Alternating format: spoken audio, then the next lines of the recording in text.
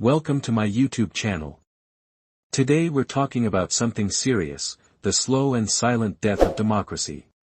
Shocking, right? Countries that once led the way in democratic values are now watching that very system fall apart, and yes, even the United States is on that list. In recent years, the concept of democracy, a political system based on the rule of the people, by the people, and for the people, has been facing an alarming decline.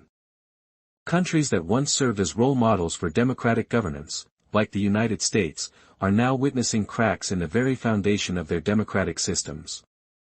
Historically, when democracies fell, they often faced dramatic events like military coups or the imposition of martial law. But today, things are different.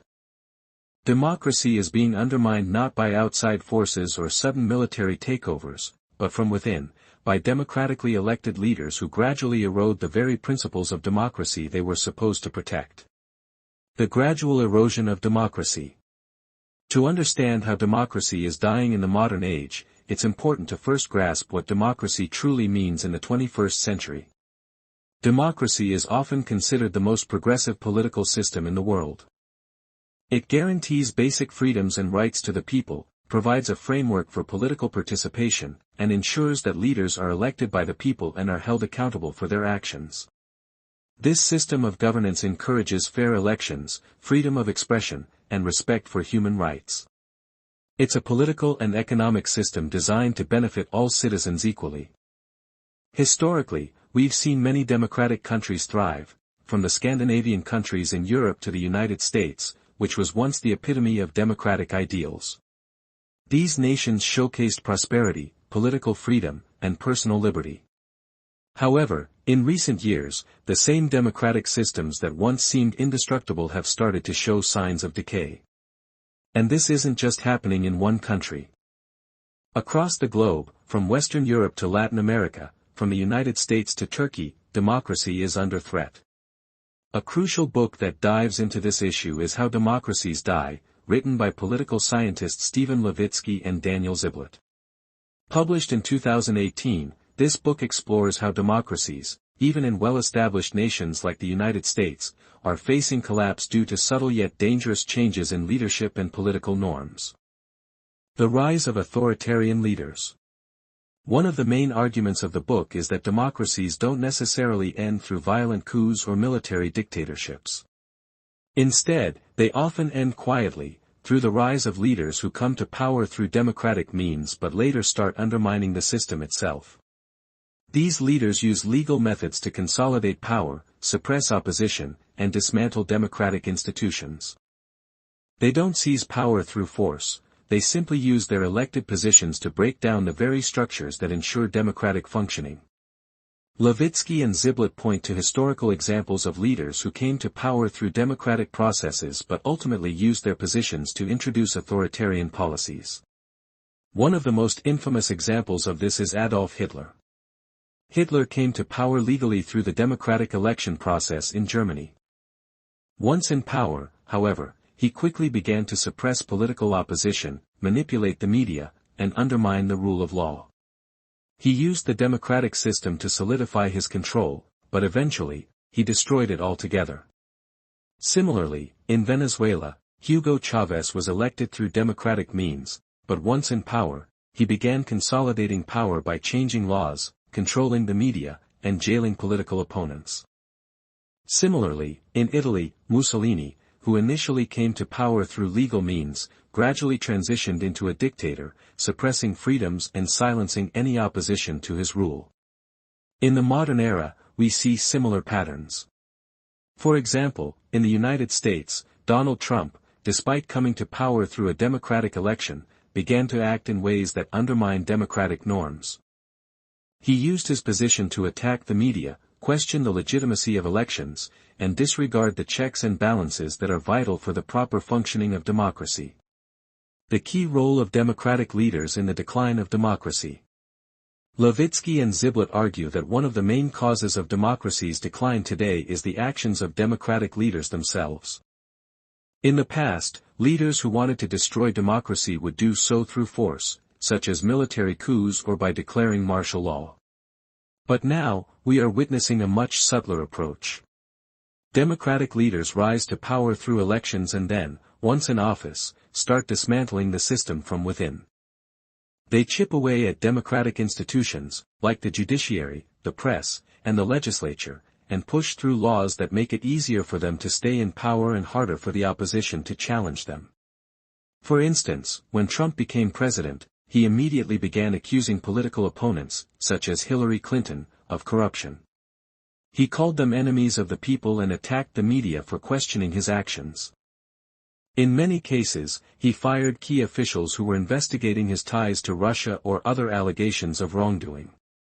These actions were part of a broader strategy to control the flow of information, suppress dissent, and eliminate checks on his power.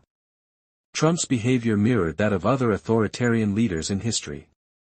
His attempts to attack the media, undermine judicial independence, and prevent opposition parties from organizing and competing were key characteristics of authoritarian rule. By breaking down the structures of democracy and turning the democratic system into a tool for personal gain, he played a key role in the gradual destruction of democratic norms. Fateful alliances and political elites. Another major theme of the book is the role of fateful alliances in the decline of democracy. Levitsky and Ziblatt argue that when democracy is under threat, political elites often form alliances with extremist groups or radical political forces in order to stay in power. These radical groups may initially support the political elite in exchange for influence or power.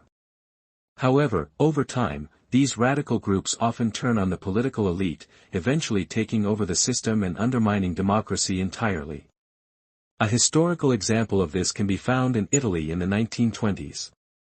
During an economic crisis, Italian President Giovanni Giolitti invited Benito Mussolini and his fascist movement to help stabilize the country.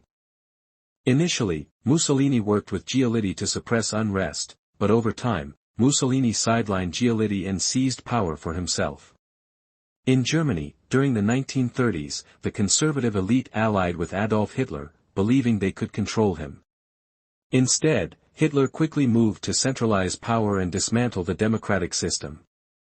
Levitsky argues that these kinds of alliances between elites and extremist groups are dangerous because they ultimately result in the destruction of democracy. The elites, in their desire for short-term political gain, allow radical groups to gain influence, only to see those groups eventually turn against them. The decline of gatekeeping in politics. Levitsky and Ziblatt also discuss the concept of gatekeeping in political systems. In the past, political parties had a system of gatekeeping where party elites played a key role in selecting presidential candidates. This system wasn't particularly democratic, as it allowed a small group of elites to decide who could run for office. However, this system had one major advantage: it prevented extremist candidates from rising to power. For example, in the past, figures like Henry Ford, who had openly racist and anti-Semitic views, were rejected by party elites during the nomination process. However, after the 1970s, this system began to change. Political parties shifted to a more democratic system where ordinary citizens could vote in primaries and caucuses to choose nominees.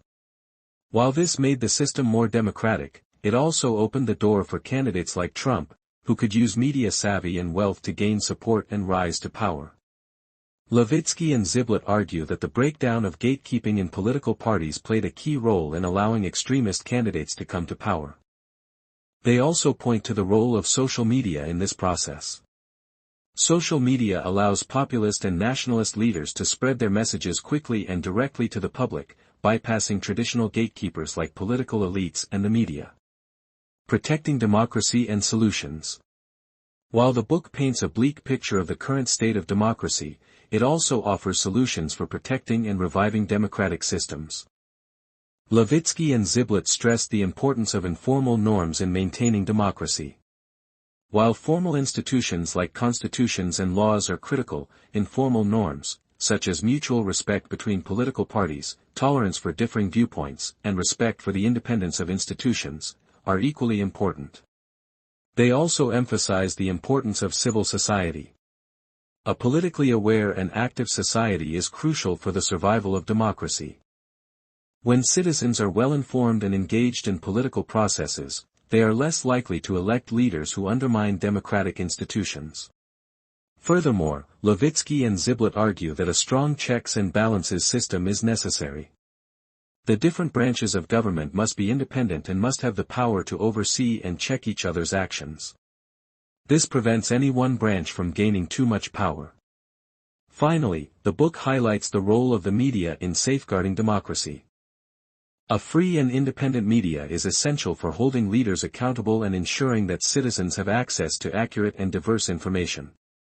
This detailed analysis of how democracies die provides a comprehensive look at the subtle and gradual processes by which democracies are undermined and offers practical solutions for safeguarding democratic values.